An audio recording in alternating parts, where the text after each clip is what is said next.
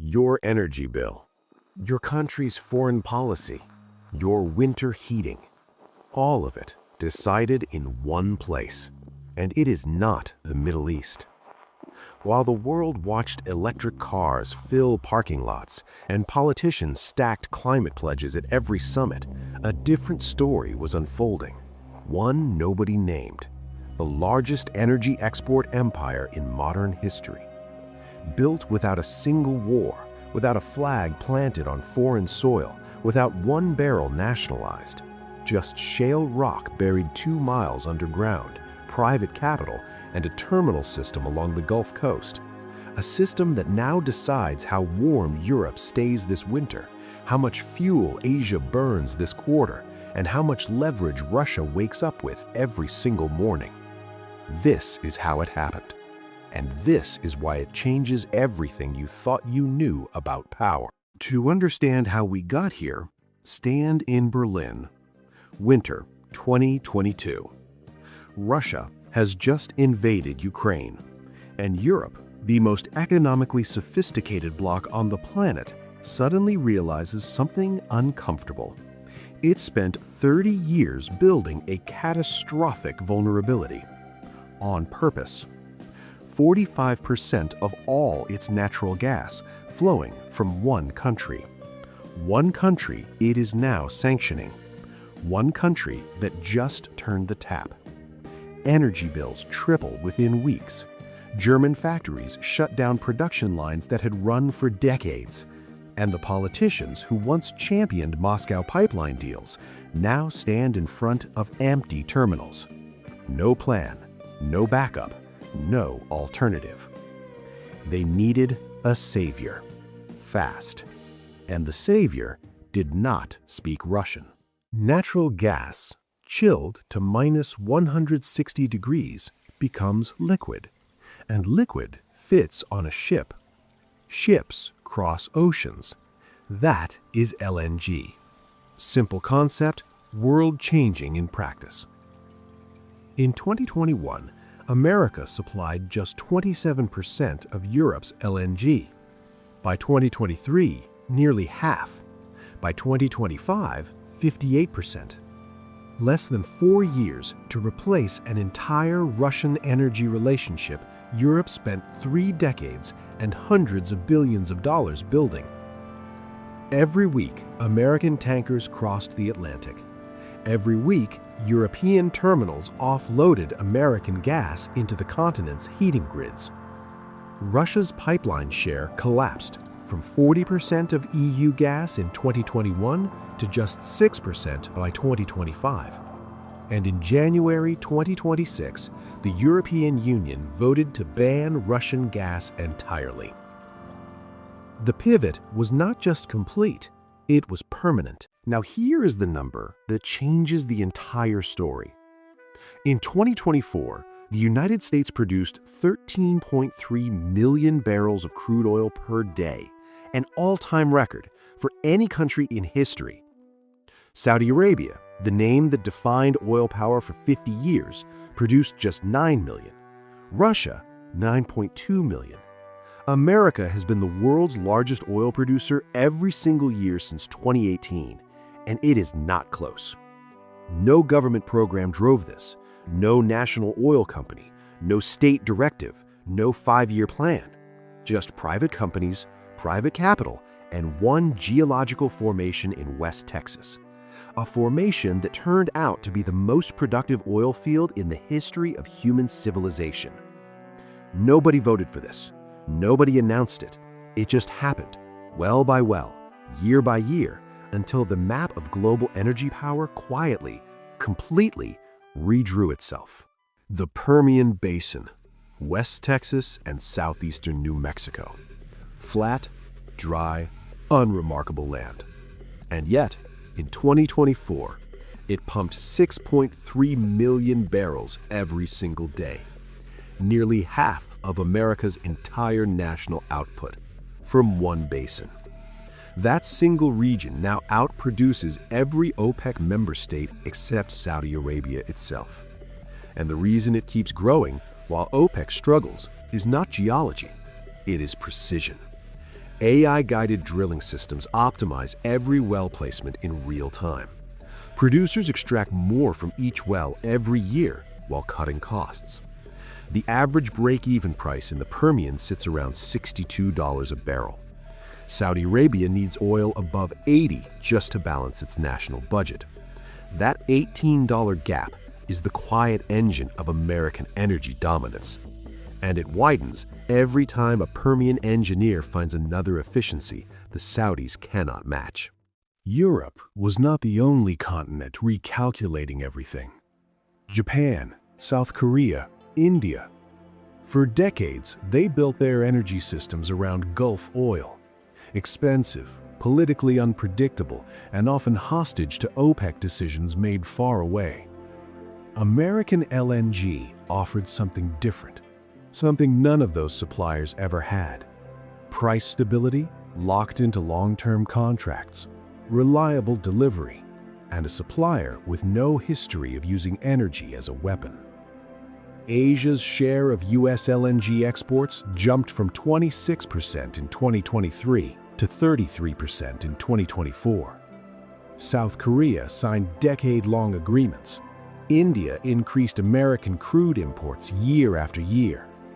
This was not improvisation. This was a structural realignment, the kind that takes a generation to undo. And now, the one that surprises everyone: China. Publicly hostile to American dominance, publicly committed to breaking U.S. leverage, and yet quietly buying American oil, consistently throughout 2023 and 2024. Why? Because ideology is an expensive luxury. When you are running 15 million barrels a day through your refineries, the spreadsheet does not care about rhetoric. It never does. Whatever the diplomats say in front of cameras, the tankers sail east, and barrel prices end arguments speeches cannot. For 50 years, the oil weapon was the Middle East's final card. Threaten supply, spike prices, watch the world scramble. It worked in 1973, in 1979, in 2008. Same mechanism every time. Restrict supply, the world panics, and you negotiate from power. That era is over. When OPEC Plus cut production in 2024, American shale producers responded differently. They pumped more. The supply gap filled before markets could panic. Prices held. The weapon misfired. OPEC still influences prices, but it no longer controls the ceiling. And for countries built on energy leverage, that is a constraint they cannot remove. Dominance only lasts if you lock it in with infrastructure. In 2025 and 2026, the United States is adding 5 billion cubic feet per day of LNG export capacity. Plaquemines in Louisiana, Corpus Christi Stage 3 in Texas, and across the Atlantic, Europe is doing the same. EU regasification capacity grew by more than 40% between 2021 and 2024. Both sides building something permanent. This is not policy, it is physical reality. A new order being bolted into the ground, port by port across an ocean. Here is what most people miss. Almost every barrel of oil is priced in US dollars. South Korea buys LNG from Louisiana, dollars. India buys Texas crude, dollars. Germany signs long-term contracts, dollars. Every transaction tied to the same system. American energy dominance and American financial dominance, they are the same system, feeding into each other. Control the supply, control the currency it is priced in.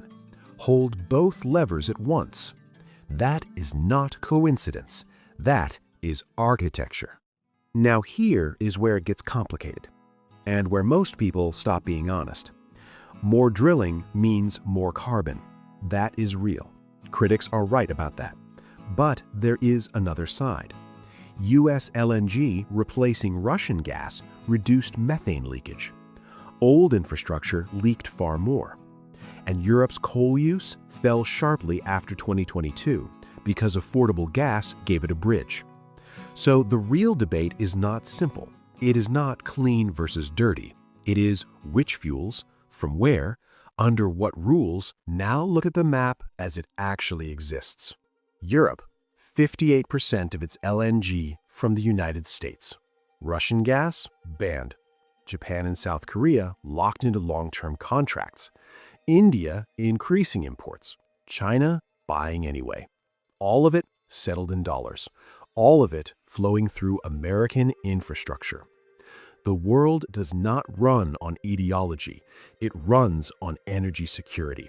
And right now, the United States is the largest guarantor of that security for more countries than ever before. But this story has limits.